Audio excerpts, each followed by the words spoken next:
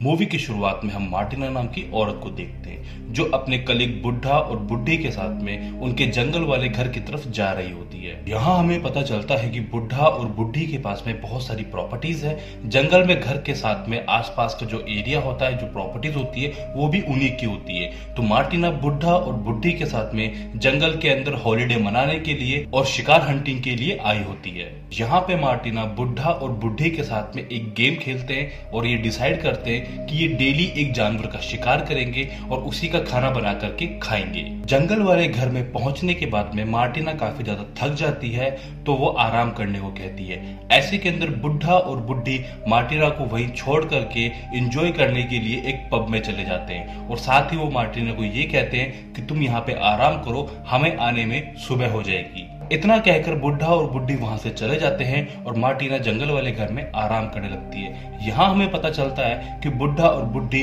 काफी बुढ़े हैं, लेकिन फिर भी काफी रंगीन मिजाज के हैं। लेकिन अगले दिन बुढ़ा और बुढ़ी वापस नहीं लौटते।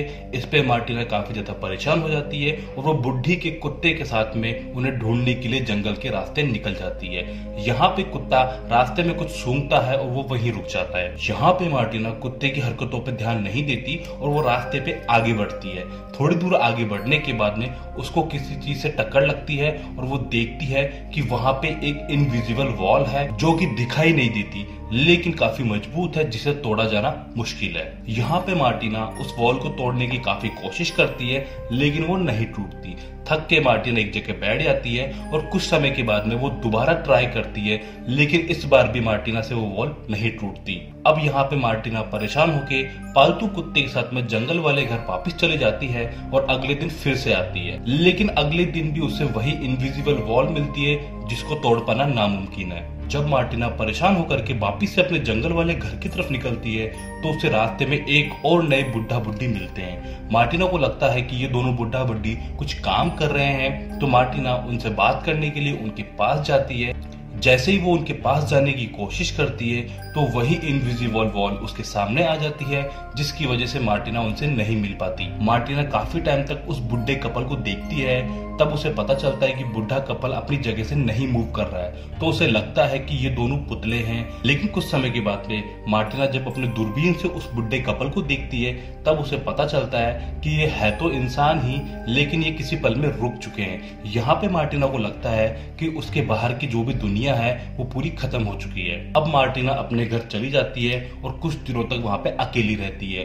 कुछ दिनों के बाद मार्टिना जब जंगल में घूम रही होती है तो उसे एक गाय दिखाई देती है। शुरुआत में तो गाय को देख करके मार्टिना काफी डर जाती है, लेकिन अपने अकेलेपन को दूर करने के लिए मार्टिना गाय को अपने पास रख लेती है और यहाँ पे उस गाय के दूध का इस्तेमाल वो चाय और कॉफी बनाने में लेती है। और दूध के बदले वो काफी मेहनत से गाय के लिए काफी सारा घास लेके आती है और काफी ज्यादा उसकी देखभाल रखती है। एक दिन मार्टिना जब कहीं जा रही होती है तो उसकी कार का एक्सीडेंट हो जाता है उसी इनविजिबल वॉल से, और यहाँ पे मार्टिना को पता चलता है कि इस वॉल की मोटाई करीब 25 फीट है, क्योंकि इतनी ही दूरी पे एक ब्लैक रंग की कार खड़ी होती है। और यहाँ पे मार्टिना को विश्वास हो जाता है कि इतनी मोटी वॉल को तोड़ पाना करीब नामुमकिन है, और उसे अब ये नहीं पता कि वो यहाँ से किस तरीके से निकल सकती है। इसके बाद मारिया अपने घर वापस आ जाती है और यहाँ पे वो काफी उदास होती है। अब वो फैसला करती है कि इस जंगल में उसे गाय और पालतू कुत्ते के साथ अकेले रहना है। इसके लिए वो उन दोनों के लिए काफी सारा सामान इकट्ठा करती है, क्योंकि सर्दियों का मौसम आने वाला होता है। इसके लिए उसे सर्दियों के मौसम के आने से पहले ही काफी सारी घास और काफी सारी लकड़ियों की व्यवस्था करनी है। इसके साथ ही मारिया ने यहाँ रहते हुए कुछ सब्जियों के साथ में काफी सारे आलू की खेती भी कर ली थी, जिन्हें वो काट करके अगले 6 महीने के लिए इकट्ठा कर लेती है। इसके बाद मारिया देखती है कि एक दिन उसके घर में एक बिल्ली आ जाती है, जिसे भी वो गाय और पालतू कुत्ते के साथ में रख लेती है। अब वो इन तीनों का काफी ज्यादा ध्यान रखती है। इसके बाद मारिया जंगल में जाकर के शिकार करने की कोशिश करती है, और जब वो पहली बार किसी हिरण का शिकार करने वाली होती है तभी उसका निशाना चूक जाता है, जिसके बाद वो अपने घर वापस आ जाती है। लेकिन अगले दिन मारिया उस हिरण का शिकार कर लेती है और उसे पका करके खा जाती है। इसके बाद मारिया एक पहाड़ के ऊपर जाती है, जहाँ पे वो हरियाली और प्रकृति की सुंदरता को देख करके वहीं बैठ जाती है और वहां पे उस पल को एंजॉय करती है। और जब वो घर पे लौटती है तो उसे पता चलता है कि उसकी बिल्ली को एक बच्चा हुआ है, और इसी तरह मारिया कुछ महीने जंगल में बिताती है।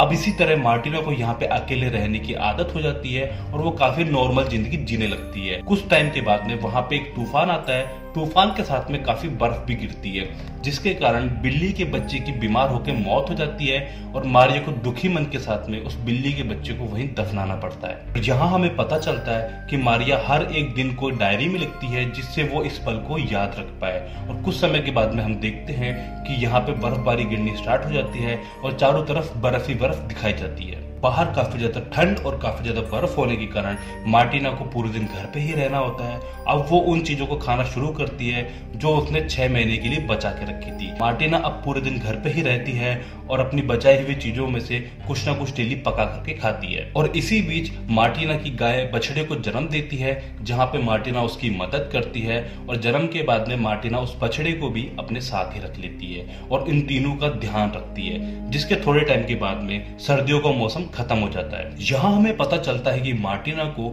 इस घर में रहते हुए पूरा 1 साल हो चुका है और साल की एनिवर्सरी मनाने के लिए वो अपने पालतू कुत्ते को लेकर के एक पहाड़ पे जाती है और वहां के नजारे को एंजॉय करती है। और यहाँ पहाड़ पे वो फैसला करती है कि अब मैं अपनी लाइफ की एक नई शुरुआत करूंगी और फैसला लेने के बाद में वो अपने घर वापस आ जाती है।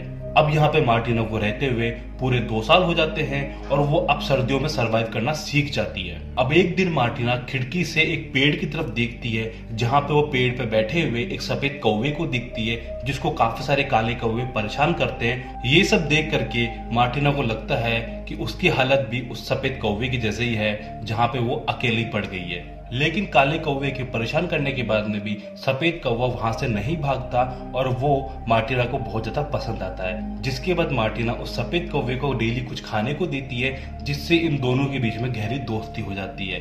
यहाँ पे मार्टिना अपनी पुरानी जिंदगी को पूरी तरीके से भूल चुकी होती है और उसे सिर्फ याद होता है जंगल में सरवाइव करना। एक दिन मार्टिना जब पहाड़ से अपने कुत्ते के साथ में उतर रही होती है तो वो एक इंसान को देखती है जो देखने में काफी पागल लगता है। वो पागल इंसान मार्टिना के गाय की बछड़ी की गर्दन को काट रहा होता है, जिसको देख करके मार्टिना काफी ज्यादा हैरान हो जाती है। मार्टिना को यहाँ लगता है कि वो पागल इंसान मार्टिना की तरह जंगल में अकेला फंस चुका है, जिसके कारण वो पागल हो गया है। बछड़े को मारता हुआ देख करके मार्टिना का कुत्ता उस आदमी पे अटैक करता है, जिसके बाद मार्टिना अपने घर पे जाती है और वहां से बंदूक लेके आती है। लेकिन जब तक मार्टिना बंदूक लेके वहां पे आती तब तक काफी देर हो जाती है। बछड़ा वहीं पे मर चुका है और कुत्ता भी अपनी आखिरी सांसें ले रहा है। जिसके बाद में मार्टिना को काफी ज्यादा गुस्सा आता है और वो एक के बाद एक सारी की सारी गोलियां उस पागल आदमी के अंदर उतार देती है और उस पागल आदमी की मौत हो जाती है। इसके बाद मार्टिना उस आदमी की डेड बॉडी को खींचती हुई ले जाती है और पहाड़ से नीचे गिरा देती है।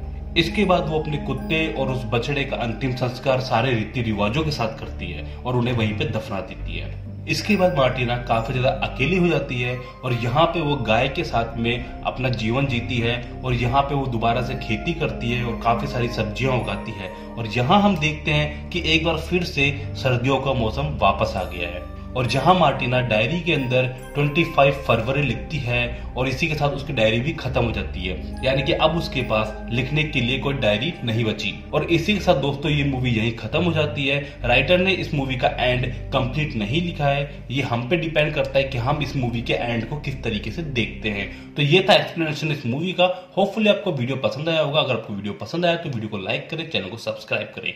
मिलते हैं अगले वीडियो में, तब तक के लिए